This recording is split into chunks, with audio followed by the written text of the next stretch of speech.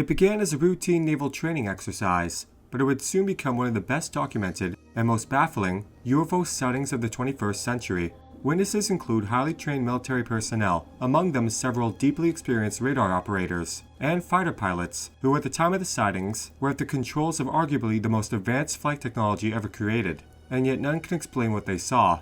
The date was November 14, 2004, and the location was the Pacific Ocean, about 100 miles southwest of San Diego, California. The USS Nimitz carrier strike group, which included the nuclear-powered carrier and the missile cruiser USS Princeton, was conducting a series of drills prior to deployment in the Persian Gulf. At about 2 p.m., 2 Super Hornet fighter jets from the Nimitz received an unusual order from an operations officer aboard the Princeton. Already airborne, the pilots were told to stop their training maneuvers and proceed to new coordinates for a real-world task. More ominously, the officer asked if they were carrying live weapons. They replied that they were not. The Princeton's highly advanced radar had been picking up mysterious objects for several days by then. The Navy called them anomalous aerial vehicles, or AAVs, a term the military preferred to UFOs, which had been tainted by its association with flying saucers, little green men, and countless crackpots. According to Kevin Day, the Princeton's senior radar operator at the time, his screen showed well over 100 AAVs over the course of the week. Watching them on the display was like watching the snowfall from the sky, he says in his first ever on-camera interview. According to Day, the AAVs appeared at an altitude greater than 80,000 feet, far higher than commercial or military jets typically fly. Initially, the Princeton's radar team didn't believe what they were seeing, chalking up the anomalies to an equipment malfunction. But after they determined that everything was operating as it should, and they began detecting instances in which the AAVs dropped with astounding speed to lower busier airspace, Day approached the Princeton's commander about taking action. "I was chomping at the bit," he says. "I just really wanted to intercept these things." 2 fighters were diverted to intercept one of the strange objects. When they first arrived on the scene, the pilots didn't see any flying objects, but they did observe what the lead pilot, Commander David Fravor, later referred to as a disturbance in the ocean. The water was churning, with white waves breaking over what looked like a large object just under the surface. Then they noticed one of the objects flying about 500 feet above the water. Fravor, the commander of the elite Black Aces Squadron, who was a Top Gun program graduate with more than 16 years of flying experience, described it as about 40 feet long, shaped like a Tic Tac candy, and with no obvious means of propulsion. "It's white, it has no wings, it has no rotors." I go, "What is that?" Even odder were its swift and erratic movements, which Fravor described as something he had never seen in his life. This thing would go from one way to another, similar to if you threw a ping pong ball against the wall.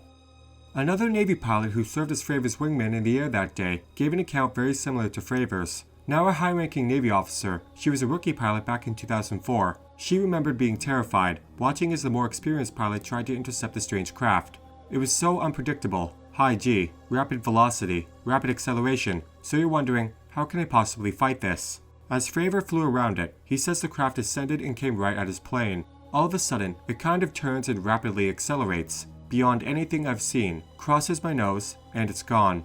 As the Tic Tac accelerated into the distance, according to Day, Navy jets began launching off the carrier to try and intercept the other mysterious objects the Princeton's radar was tracking. While Fravor wasn't able to capture the encounter on video, one of the pilots who took off after he landed was able to track it down. He managed to capture video of the Tic Tac.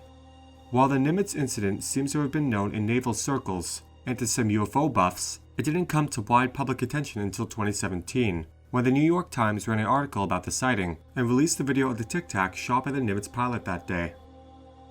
The Times also revealed the existence of a little-known Defense Department initiative called the Advanced Aerospace Threat Identification Program, or AATIP. The shadowy enterprise, as the Times referred to it, had a budget of just $22 million, less than 0.004% of the department's total budget. It was said to be a pet project of then Senate Majority Leader Harry Reid, who had a long-time interest in UFOs. Although the government told the Times that AATIP had officially shut down in 2012, its former director, Luis Elizondo, insisted it was still operating. Elizondo had left the program in October 2017, protesting that its work wasn't being taken seriously enough within the Defense Department. Apparently, they'll have plenty to work with. According to a former high-ranking U.S. intelligence official, who is now a national security advisor to the organization, and numerous pilots, the Nimitz incident was not an isolated event. There have been more than a dozen incidents off the East Coast, some as recent as 2015.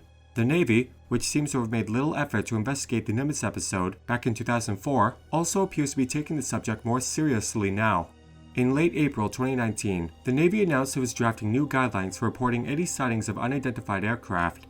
The initiative was intended to destigmatize such reports and make it easier for service members to come forward with less fear of ridicule.